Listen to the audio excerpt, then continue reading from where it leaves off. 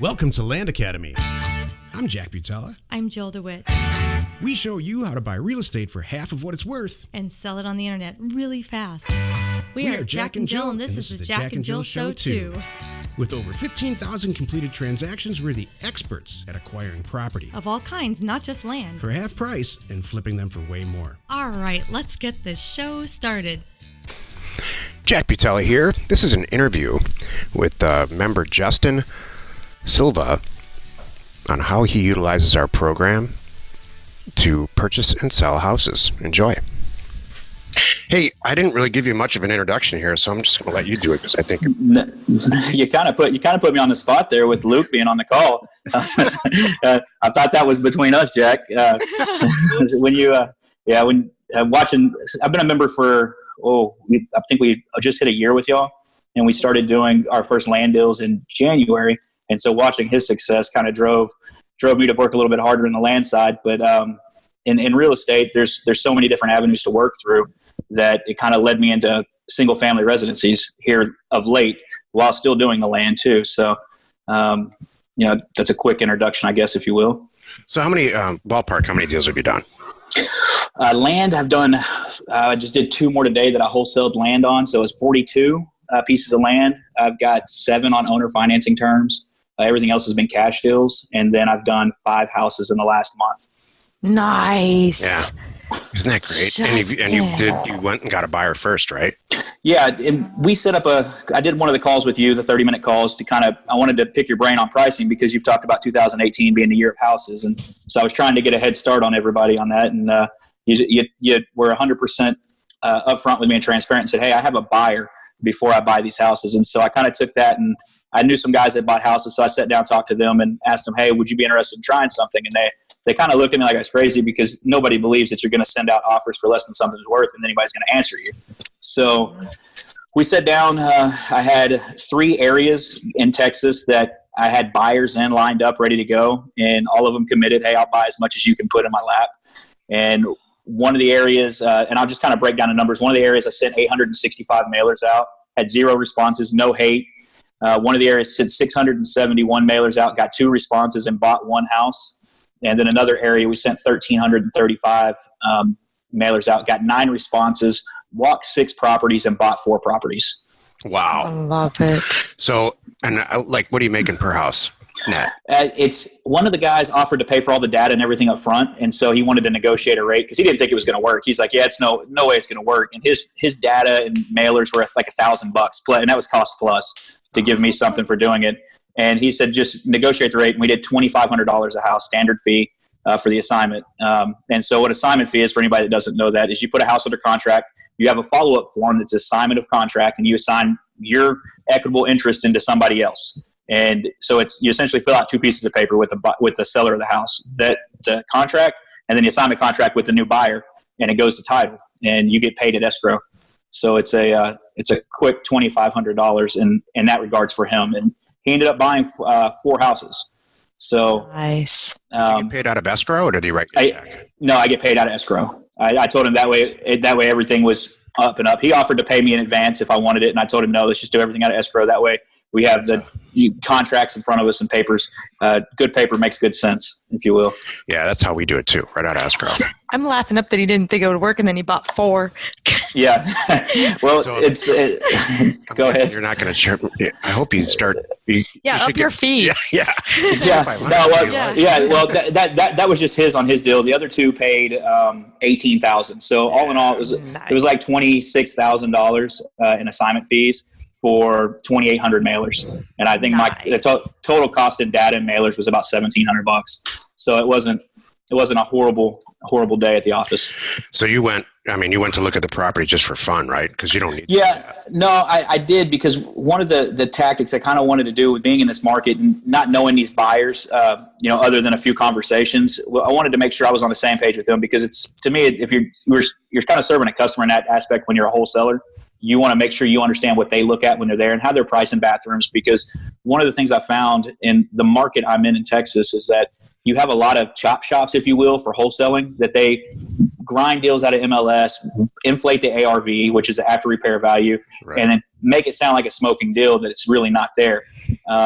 So if everybody's opinion's a little bit different, you can find a good balance. And what I've found with just looking at different things in the single family residency or the single family realm is about a 70% is where they want to be after they make the repairs. And in a hot market, that's tough to find sometimes. And the good thing is we have the data and we drive the inbound flow to us. So we essentially set that price of what we're willing to offer with our blind offers, when every other person out there just sends a postcard, says, hey, sell me your house. No, we say, hey, I'll give you 60 cents on a dollar or 65 cents on a dollar for your house right now, as is, where is. You just sign a contract to send it back. Some people called back and wanted to negotiate, and so that was our opportunity to say, hey, well, let me come do a walkthrough and see if there's anything else I could do for you. And when we did that, I mean, realistically, if you look at the numbers, if you don't have to remodel a bathroom or something like that, there's a couple more $1,000 there that you can spend to still hit your 70%. But at the end of the day, you're not going to give them the full $3,000. You're going to try to keep it down to $1,500, so there's still more margin in there. So what was the average price? Are we talking about $300,000 houses, $100,000 houses? They ranged anywhere from the lowest one, the low end was 56, and the highest one was 110. So all in, with my assignment fees, I had two buyers that bought these houses. They spent $380,000, and with the repairs that they estimated, they'd be $450,000 into them, and their after repair value where they thought they were. These aren't my numbers blowing them up. These are their numbers.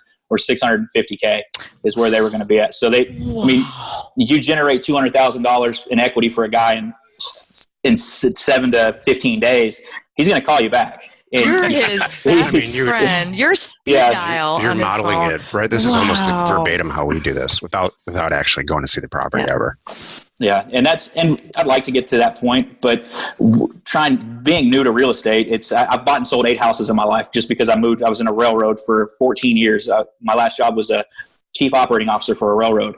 And so when I left that and started doing real estate full time, I kind of wanted to expand my horizons just from land to check the bucket, because everybody asked about houses. And so I was like, okay, well, let's learn this. So I kind of gave myself a crash course as I'm waiting for y'all's course to come out so I can actually learn it and see what I'm missing and move from there. So sounds like you could teach the course. Yeah, I was just going to say the same thing.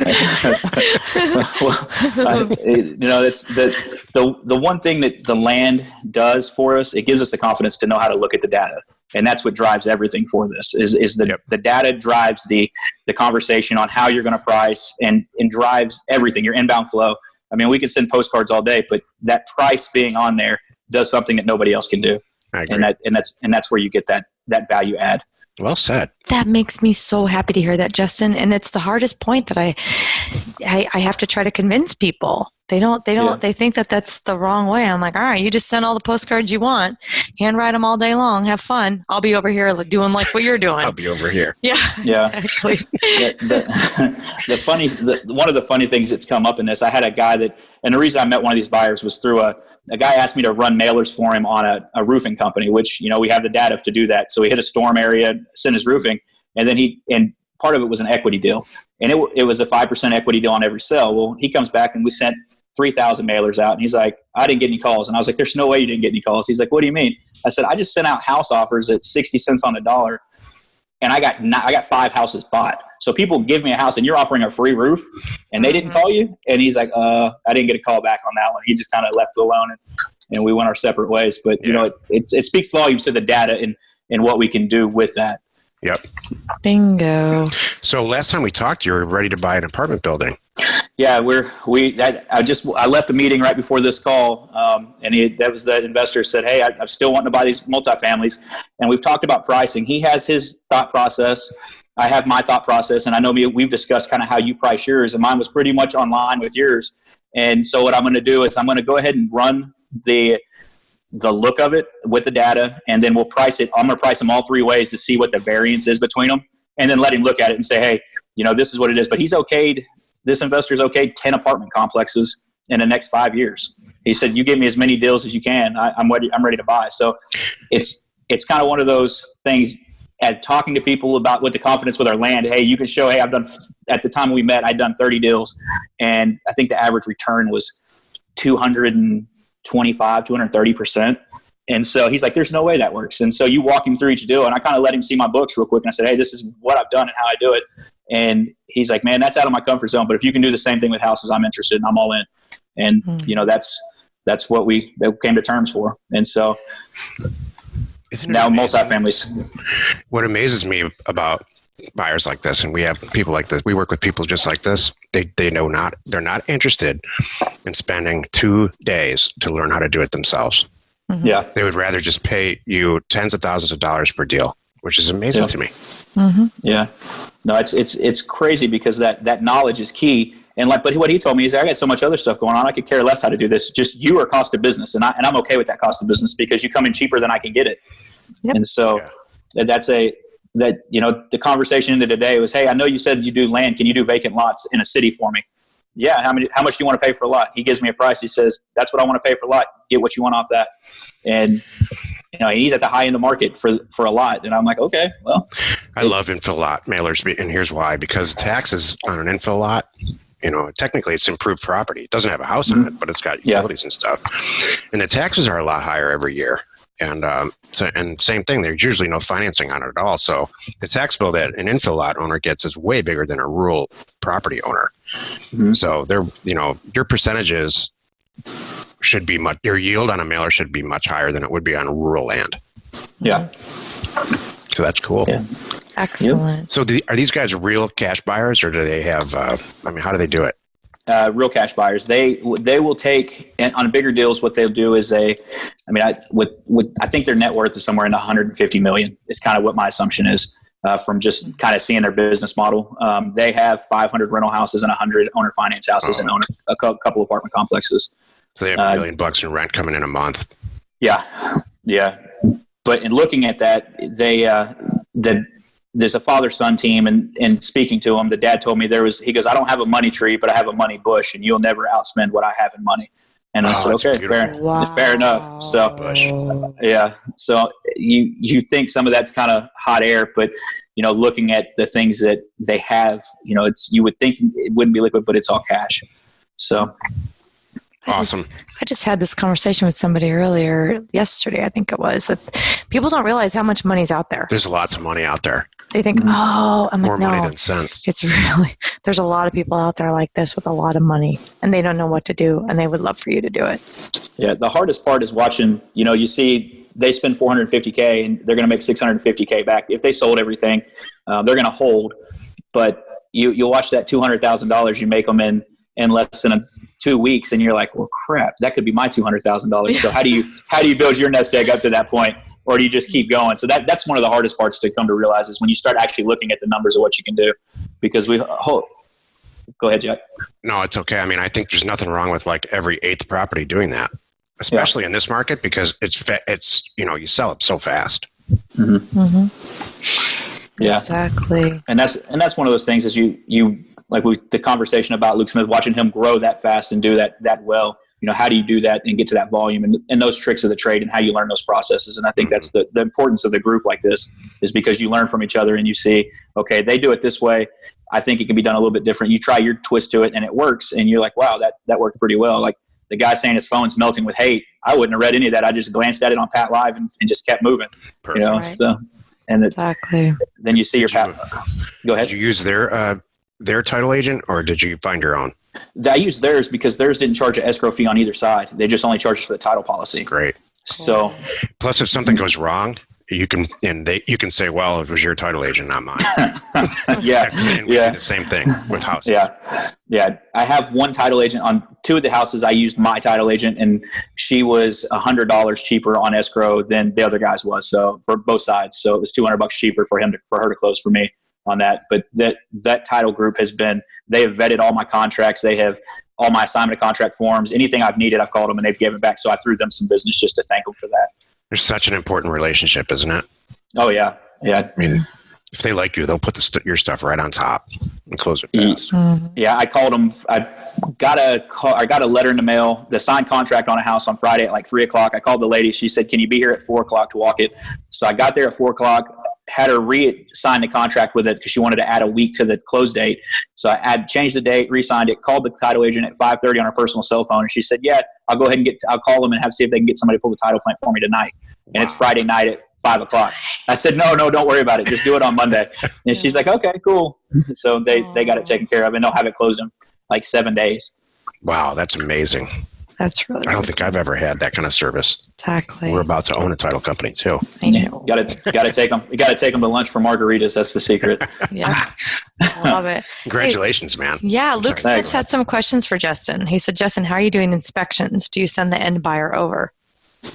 He has walked it with me. The buyer that's bought 3 of the houses has walked them with me because I wanted to walk. He's local, so we walk through them together because I want to know. And when we walk up, we say, "Hi, I'm Justin. I'm Land Couple. This is who you talk to." And they're like, "Oh, hi." And this is my partner. He's my rent guy. I'm the flipper, the wholesale guy.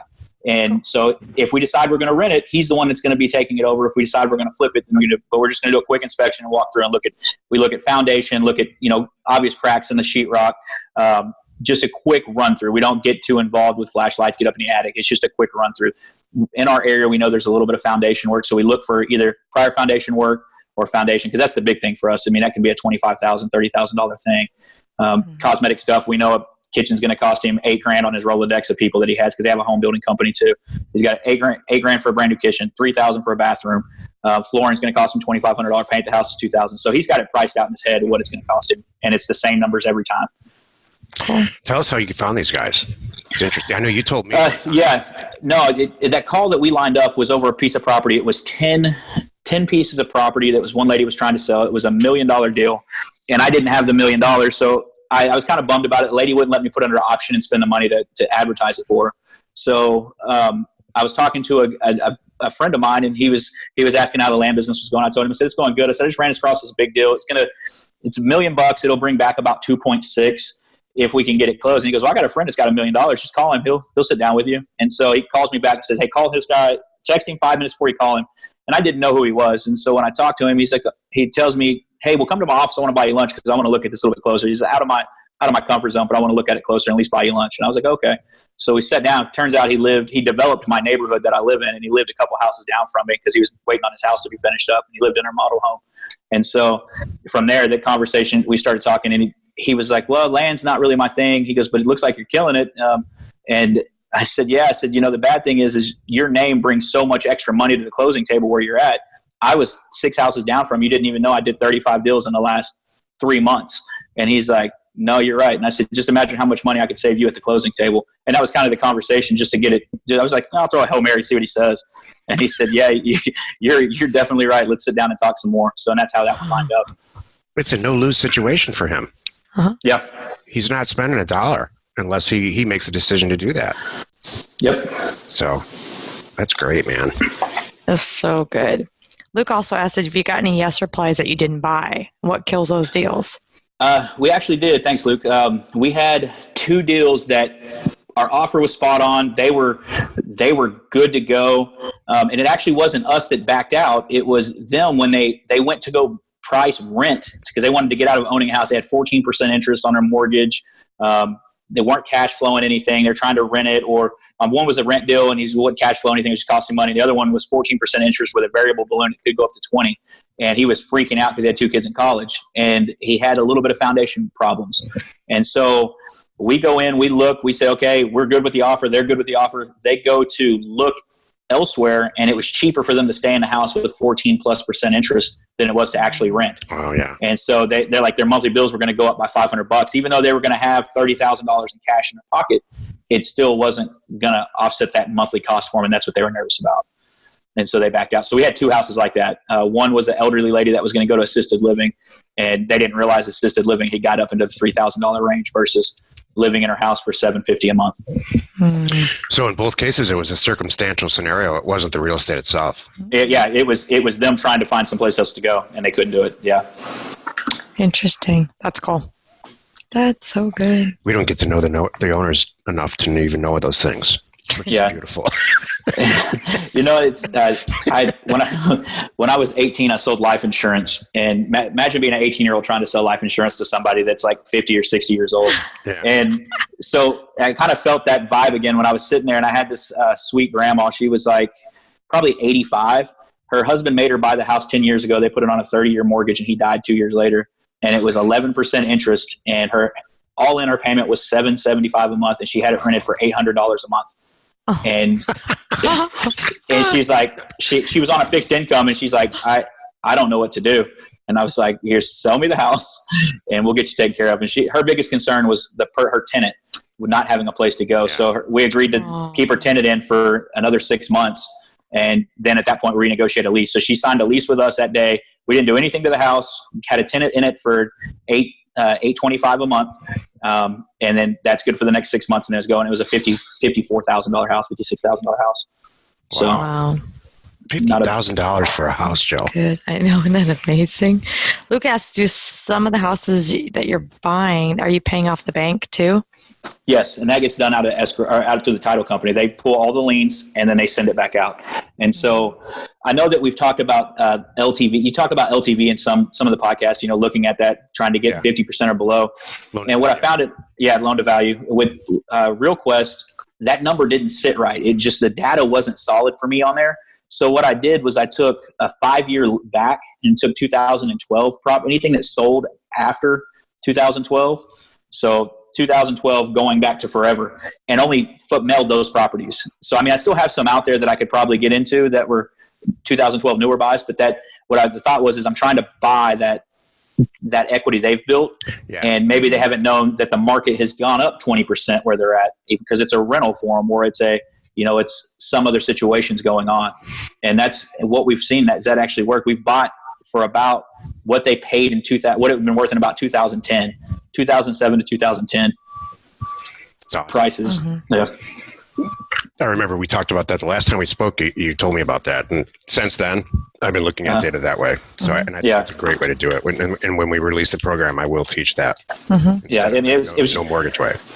Yeah, it was just a kind of one of those thoughts is, hey, they've been paying on it for a while, and you can run it through the calculator if you want. I didn't get that involved in it, but we did pull one property. We were off a little bit on the what we wanted to offer, and we ran it through and kind of figured out where this guy would be at on it, and then made sure he had money in his pocket to get his wife had been deported 14 years ago, and he was trying to get her back, and she gets to come back next year. And so he wanted to have a new place and cash in his pocket. So that's what we made sure we priced it to the point where he had cash in his pocket, and we still bought it at 61 cents on the dollar, I think. Wow. So your wife is your partner, right? Well, she was until we did our first mailer. When we sent our first 2,500, we sent our first 2,500 mailer out in a county in Texas for land, and the calls came in, and I had a guy, is an older gentleman from Louisiana. He called me and he told me that not over his dead body was he selling me his property. And I just kind of laughed and said, well, that's cool. Well, to take that letter and put it next to your will, because your kids don't like that property and they'll sell it to me. So I want them to call me first. And he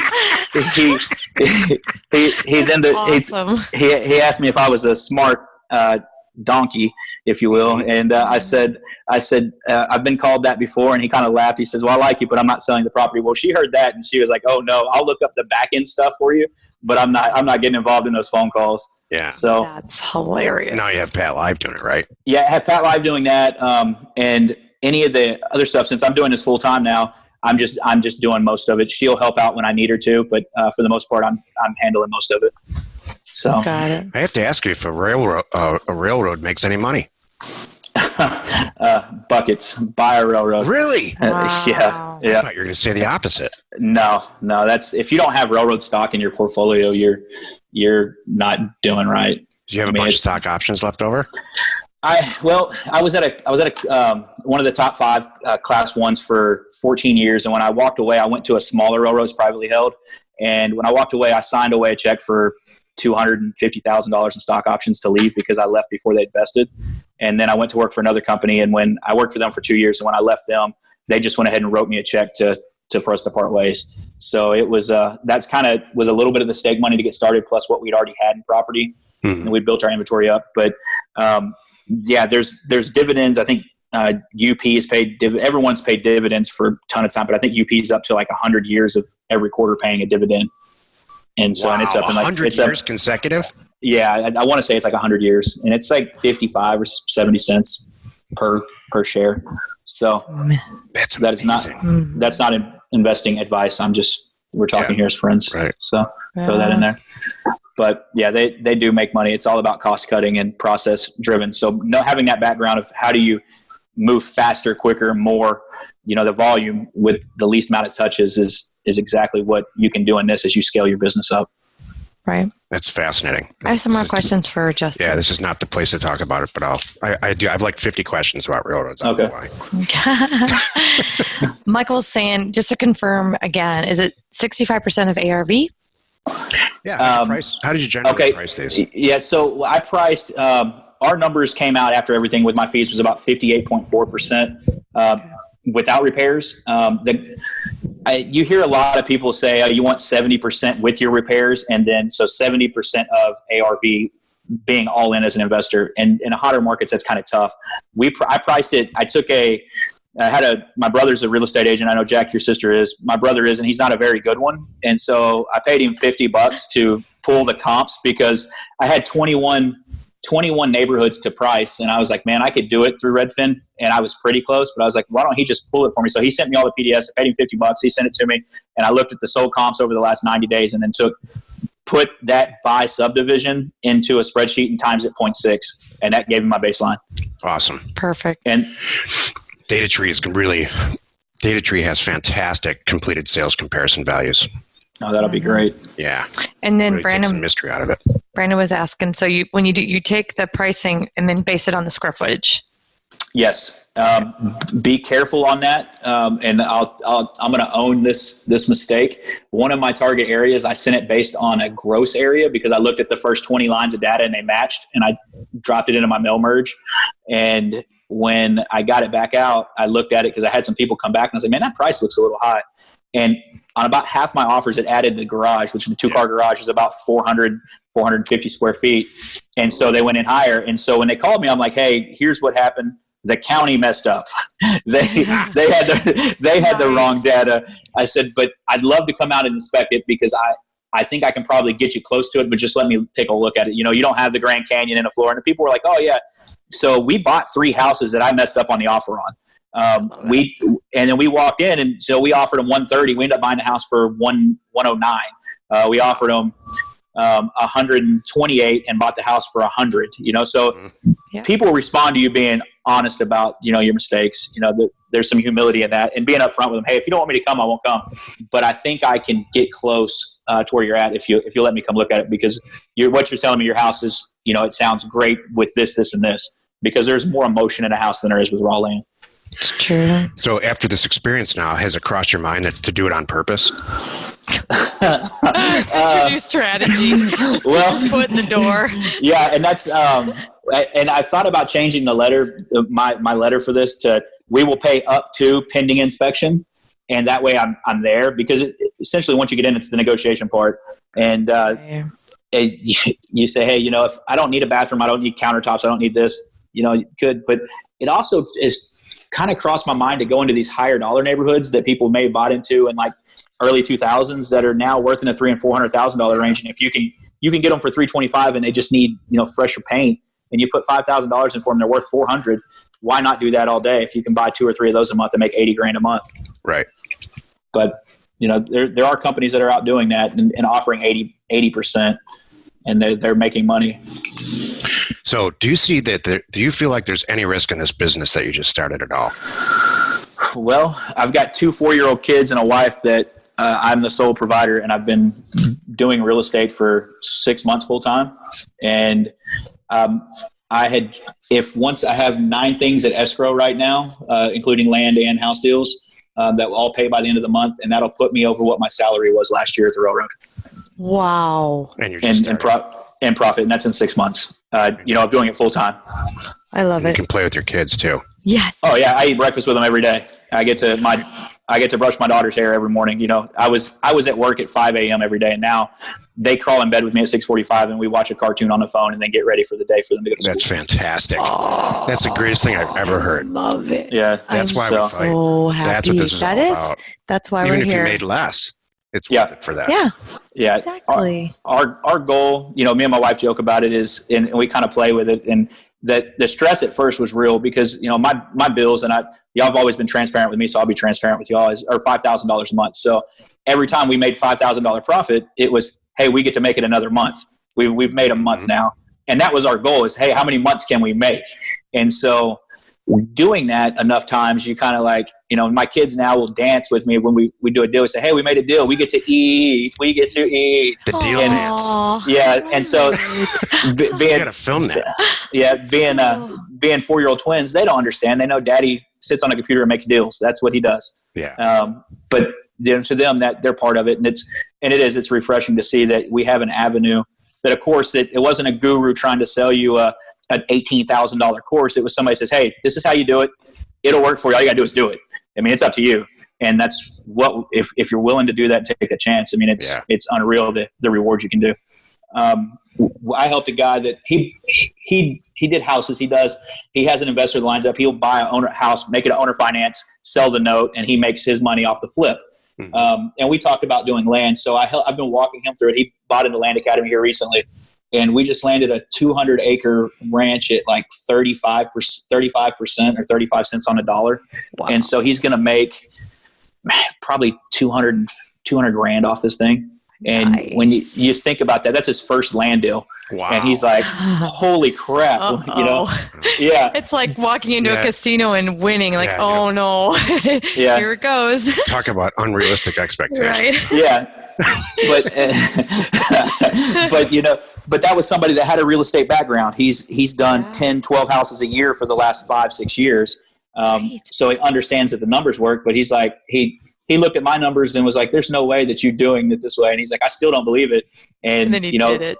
Yeah. And the problem with the hurricanes that hit, it put offers, the letter stream behind, or the offers to owner, it put them behind by about 2 weeks. And so he's like, dude, nobody's calling me. And I was like, hold on. I was like, I haven't got any calls yet either. So, cause we sent out a mail around the same time. So we're working through that, and then all of a sudden it just started hitting. He's like, dude. Yeah. So here you can comes tell the that mail. The first day it hits, you can tell. Yeah. I've started adding my own line of data so I know when it hits, because it mails me. I mean, 53 cents to that peace of mind is just. I do too. We do that all the time.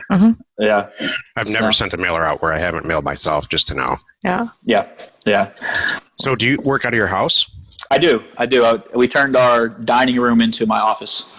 Nice. Remember that, Joe? I do remember that. We've since. So your wife doesn't want. She's ready to kick you out of the house. No, she actually went to go take a part-time job at the kids' school to keep away from me. So she works 3 days a week with the kids at their Mother's Day out. So she's awesome. She was a teacher by trade, so she goes and does that just to get out of the house and kind of be around adults. So, Jessica, right? Yeah, that's right. I remember that. I remember Joe, that. what the hell is that? I remember. Thank you. Our name's Jack and Jill, and I can't remember that. All right. That's true. That's true. So Jill and I have 2 houses on one lot in Los Angeles because we just cannot spend that much time together. We kill each other. Yes. Oh boy. There's a book in there. Somewhere. Oh no. You know what? I should write the male version, and you should write the female version. Put it on one cover. Oh my gosh. Hey, did you see Luke put a note in here? By the way, Justin, I think that you guys mailed him an offer. Did we? Nice. Yeah, he put a little note in there. Like, I think I got some mail from him. So that's good. We all do that. I love it. I haven't done it yet. I'm gonna start doing that when we get the offers from our people. I'm gonna sign them, send them back. I'll put something funny in there. Yeah. So like, hi, it's me. Surprise. Joe and I are leaving right after this call. We're going to San Bernardino County the whole weekend to look at real estate. Mm-hmm. And I got a whole lecture about every vacation that we take can't be just about real estate. Oh my gosh. You need a tax write-off. Yeah. Exactly. But no, he wants to do it. It's not like he's doing it because of that. That's what we did in Santa Barbara. My spa day in Santa Barbara became, let's go look at property on the ocean, which is not bad. But still, I wanted a spa day. I didn't. We tried to buy a piece of property right on the ocean. If it were not under contract, we would have bought that one. Yeah. That's true. Cool. So do you want to try to get these other questions, or should we ask everybody to kind of hold them till we can blow through them? Yeah. All Justin, right. Thank you so much. Hey, no problem, guys. Thank you. Awesome. I'll check in with you probably in next week or so. Congrats. Okay. Thank you. Thanks. Thanks. Okay, bye. All right, we'll get back to these questions here. That was so great. I remember talking to, I think I talked to Justin and Jessica a long time ago together on the phone, is why I'm remembering that. Mm-hmm. Thank you. So cool. And I love her, like, the first mailer, and I'm out. I I will Oh, that's support why I you, remember. sweetheart. I remember. No, but yep. Okay, Jake's asking. We're going to try to get through these questions. I'm not going to blow through them, but we're going to try to get through them quickly so we can answer them all. Luke just put, thanks, Justin. Great story. I need up my game. I love it. Jake asks. We have natural competition now in the group. It's great. Why can I not find land information requests for any properties in Alaska? That's always bothered me. And so Data Tree will solve that. Yeah. That's entirely. Yeah, you know what, Jake? You can send. Because I think that we're missing a lot. I think there's a lot to be made in Alaska. Send Jen at offers2owners.com an email, or support@offers2owners.com an email. Have her take a peek. And make sure, yeah. Make sure that it's. I tested it, Jill. I picked some of the most obscure. I mean, this is like Christmas time for me now. Right. There's a lot of places I've wanted to send mail. And Data Tree is going to open that up for us. Yeah. Like for 20 years, I've learned to send mail. I know we have Puerto Rico, but yeah, check that. Puerto Rico's in there? Yeah, we did that one time on a member call. We tested Puerto Rico. Is Guam in there? I don't think Guam was in there, but I think Puerto Rico. We got some Puerto Rico property. Awesome. So yeah. Shamgod, hey Shamgod, what's the easiest way to find if water and electric are available on a property? Besides specifically calling on each property, is there a more efficient way to do it when doing a high volume of properties? No, unfortunately not. It's not part of the assessor data set. That's a good question, though. I wish there was too. But it begs the bigger question of why do we need to know? Yeah, I mean, you know what you know what I do, Shamgod, though? I do learn in certain areas. I know in X subdivision, and I'm buying 10 in that subdivision. Yeah. I'll just remember that information, and I'll just copy it every time, or I'll have it in a sheet, or somewhere. I know that information for that area. Right. So, but most of this, and then of course, if it's way out there, here's how I look at it too. If it's way out there, I will just blatantly say that it doesn't exist. And you know what? If it does exist, well, then it's a pleasant surprise. Congratulations. I under promised and over delivered. You just won, and seriously. I agree. And I've had that happen. People are like, oh my gosh, there was a house by there and the power happened to be going along my property line. So I got power. I'm like, you know what? Good for you. I'm so happy. And I leave it at that. Luke asks, for the multiple owners and mailers. Oh, good. Okay. This is good from earlier. Oh, yeah. Good. I tried sending letters with up to 7 properties listed per person, depending on their ownership, making cash offers on each one or total if they want to sell them all. Totally busted mailer. Oh. Not one buy, not even a good option deal so far. I think it was priced too low, but still not one deal. I'm wondering if it was a different layout to fit the list of properties, or if I'm asking too much to buy all their properties and pricing them. So, I don't know. We used to do that. We used to combine the multi-unit deals onto one offer, and we don't do it anymore because it just didn't. It's not worth the time. Yeah, it was extra work that didn't yield the response. Mina Mass, have you guys ever tried putting cheap comps within a 5-mile radius in the offer letter to avoid some of the hate and potentially convert angry people? Nah, it's extra work again. You're going to get the hate no matter what. Yeah. The best thing you can do is just kind of laugh at it. And let somebody else answer the phone. I mean, if somebody has devised a way to dramatically reduce the hate, I would love to hear it. Right. It's going to happen. I mean, if we don't get hate, if you don't get a hate, it's everything, it's like, did the mailer even go out? Well, let me back up too. There's some people that are going to be mad anyway. Even if you send them an offer for 2 times what their home's worth, you're bugging them. There's people that just aren't happy anyway. By the way, they're not mad at you. They're mad at themselves for paying too much. That could be too. That's a good one. Dave Ayers asks. That's what I tell myself anyway. You just keep. Because no one gets mad at me. No. You're so silly. Dave Ayers asks, hello, Arizona vesting deed reads John Doe and Jane Doe, trustees or successor trustees of the Doe Trust dated September 7, 2001. John passed away and Jane is the sole trustee. Should the John and Jane Doe wording on the deed to me be updated or just record the death certificate and copy the wording as is? That. Yes. And if to update it, how do you? Yeah. So the wording on the grantor grantee doesn't change. And at the bottom where they sign, you're putting as, the sole trustee now. And then, up to the recorder, some want the death certificate and some don't. You could just send it in anyway. I would check with the recorder. So here's the thing real quick about trusts. Every time you have a trust question, tell yourself this. A trust is just a legal entity that can own property, just like an LLC. So, and treat it that way. Just because one of the members in the LLC died and there's another member, it doesn't mean you change the name of the LLC. Right. It's still whatever company. Thank you. Awesome. Shamgod asks, which states shouldn't we be offering financing in? I've heard there are certain states where it can be extremely difficult and potentially illegal to try to remove someone from the land if they stop paying. Mm-hmm. Which states are recommended to stay away from for the terms deals? So I stopped answering that question, and I'm not going to answer it now because it changes so much. And a lot of what you hear about this topic is hearsay, because if somebody had a personal bad experience in, let's say, Alaska, so they say that, it's tough to deal with and all that. In the end, this is really, I hate to answer questions like this, but you really have to do your own research on that.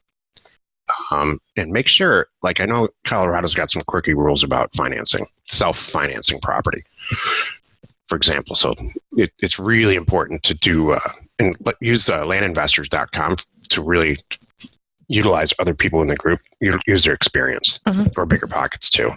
Yeah, and some of them it just has to be done certain ways and hey, it's a hell of a lot easier to sell property for cash. Yeah, then there's always that. That's and I think more profitable. That's the thing. At the end of the day, if it's a pain in that state, so flip it for cash and move on. Thank you, Jack. Mm-hmm. Hey, Anwar. Jack. I haven't heard from Yeah, I know. I'm like, hey. Look, New York City. Yay. Every time I hear somebody honking their horn out here in Los Angeles, I think of Anwar. I love it. Every time I talk to them on the phone, there's just a hell of a lot of honking in New York City. I love it. It's so good. All right, Anwar asks, Jack, you asked me to update you about the option agreement offer campaign I sent out. I got some results. I got 3 signed offers back, no questions asked. I'm moving forward with one for sure and still researching the others. Seller agreed on $22,000. Looks like the data supports selling it for $35,000 to $40,000 on the low end. Not sure I do a mail like this again, but it worked. Great. Excited about this deal. So real quick, Anwar sent out, instead of sending out purchase agreements, he sent out an option agreement. Oh. And they just signed it and sent it. I've never done anything like that. That's what you guys are talking about. Mm-hmm. That's cool. That's great. There you go. No matter what, it paid for everything you just did. It paid. That's the thing. You just do one deal. It pays for all of your efforts that you just put in. This deal will pay for the overhead for your whole year. Exactly. For all the stuff. So yeah, good. Peter asks, when scrubbing data, if a property is shown as owned by a title company, is it ever productive to keep these in the mailer? Here's a story. There was in northern Arizona where I started this whole mess a lot of years ago. I kept seeing FATCO, FATCO, all capitals, First American Title Company, as an owner for like 50 properties in this one subdivision. So I said, you know what? And it said FATCO 3522, which is the name of the branch, or the number of the branch. And I fortunately got to the right person and bought the property from them. Because what ended up happening is that the reason that title companies end up owning property is because of this. Let's say I buy a property and I sell it to Jill on terms, and Jill stops paying, and it's under a trust deed situation, a deed of trust. And so the title company's orchestrating the whole thing. Well, Jill stops paying, and I don't feel like fronting $1,000 to get it back in my name. Undo it. That not every state's like that, but Arizona is. So they just, I kind of went dark. Joe kind of went dark, and First American Title gets the property. They don't pay the taxes on it, but you can. They don't want to own the property. If you the whole trick is getting to the right person. When you get to the right person that can actually make that decision, however it works, they're going to sell you the property. They want to get that stuff off of their books bad. Mm-hmm. Exactly. That's good. Dan asks, does anyone have any experience with Texas Senate Bill 2212 regarding wholesaling assignments and double closes? I am completely unaware of that. I should have asked. Justin probably. Yeah. Maybe Justin's. Yeah. Can you hear me? Yeah. Okay. Yeah. So what that change is that you see a lot of guys send out, or guys and ladies send out buyers lists that have a list of houses for sale. And that they don't really necessarily own. They're under contract. And so now it's a truth in advertising change. So they have to say they're selling equitable interest in it, or it's a wholesale situation. So it's just adding that into your advertising when doing that. So it's nothing more than a few words added to it. So I'm on a bunch of buyers list for local wholesalers, and what they've added into their property is selling equitable interest of property and the information. That way they're saying that they don't own it, but they have equitable interest in it. Right. Equitable title, right. Yep. Got Awesome. it. Thanks. Just Thank you. Disclosure. Thank you. I was going to end up teaching this stuff with That's us. awesome. I know. Yeah, well, careful. Thank you, Justin. Well, and now we know Jessica has the teaching background. This is going to be good. Brandon asks, can you please explain why flipping for cash is more profitable? It seems that flip deals are less profitable to me. I can usually get 200 to 300% for flips and around 600 to 900% for terms deals. You're 100% correct. But, the truth of it is this. I am not a people person. I'm just not. And when I can just deal with it one time, double, triple my money, like you said, 200 or 300% on a margin, that's good enough for me. I'm a data person, so I justify the fact that I'm taking the lower road here, not the higher road. I'm taking the lower road, but I'm making up for it in deal volume. Right. And now Jill and I make up for it with the size of the deals. We did like a the Santa whole... Barbara ranches and stuff. We don't have time for it today, but if you ask this Brandon at the beginning of a call next week or another week, Jack will go into a spreadsheet thing, and he's actually... Well, Brandon's right. I mean, but the momentum that we get from infusing the cash back in is huge. Yeah, I mean, it's a velocity of money situation. Right. So, I mean, that's the reason we don't have any rental houses anymore either, just because I can't. Every time Jill and I look at each other and say, well, we could sell this property for 10 times more than we paid. Right. Do you want $500 a month forever? Or do you want $50,000 right now? Right. I mean, that's an easy question. We don't even have that conversation anymore because we're both cash. We both love the cash. Yeah. And that's just personal preference then too. So I have my sister is is a rental. She owns like 50 rental houses, and she's like, I will never, ever sell one of these houses ever. Mm-hmm. So that's just, and even if financially, I think she should. That's just her thing. Mm-hmm. All right, let's do this last She's one. a people person. She is a people person. Like you are, Joe. Thank you. Matt Rogers asks, okay, since the mailer hit on Monday, I've been letting all calls go to Google voicemail and calling back those expressing interest. 49 of 50 calls have left a message. So I should continue letting the calls go to voicemail or get Pat Live in the interim if there's an answer. Get Pat Live. Yeah. There's no replacement for answering the phone. Exactly. Fortunately, awesome response that they're leaving a message, which also could be maybe you priced them too high. Just kidding. Just joking. But, it does make it. This is really, really good, but I still would recommend having a live body, a live person answering that. We're really over in time. I know. Could we do one more? Let's do this Chuck real quick here, and then we got to go. Chuck asks, I have several 1/3 acre properties in a platted neighborhood. Yeah. Any tips or tricks on getting rid of a pesky neighbor that's consistently discouraging my buyers from buying when they look at the property because he doesn't want anyone building near him? That's hilarious. Someone even put up a no trespassing sign on my property. This is what I would do, Chuck. Aww. I would say to the people, I would just be real straight about it and say, the crotchety old guy X who lives on the corner is going to discourage you. So don't let it happen. That's right. All right. And there's one in every neighborhood, no matter what the value of your home is. We have one in our neighborhood. I'm not afraid to tell you. What you talking about? There's always a crusty person. Oh, the one who I'm talking about. The one who called the cops on our party. Yep. And way more stuff. We had a permit. Right. So we were okay. But yeah, I gotcha. There's always one. That's true. All right. And Jason? Her house is worth $20 million. I know. And she's got an attitude problem. She's the one that says, that money? do you know who I am? You'd think all that gosh. money is make just a little bit happy. Do you know who I am? That's our joke around I do here. know who you are. Do you know You're who I am? You're the person who lives at the end of the block that has really bad manners. Yeah. That's who I am. That's who you are. We don't care who you think you are. Whatever. And keep the photos coming in. Thank you for asking, Jason. I got yours. I love yours. Jason has a Murphy bed office.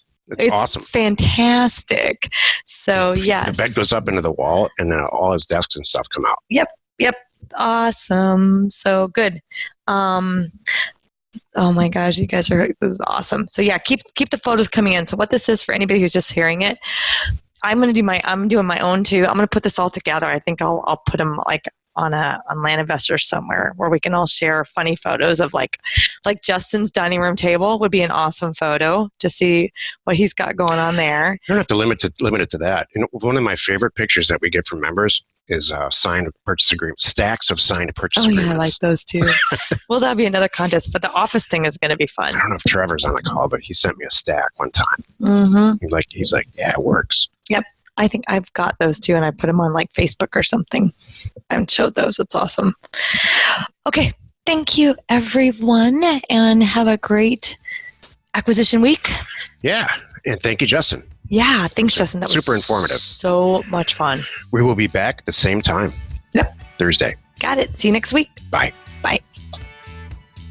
We are Jack and Jill, and this was the Cash Flow from Land Show. We are the experts at acquiring property of all kinds, not just land, for half price, just so we can flip it for way more. And really fast. Thanks for listening. You are not alone in your real estate ambition.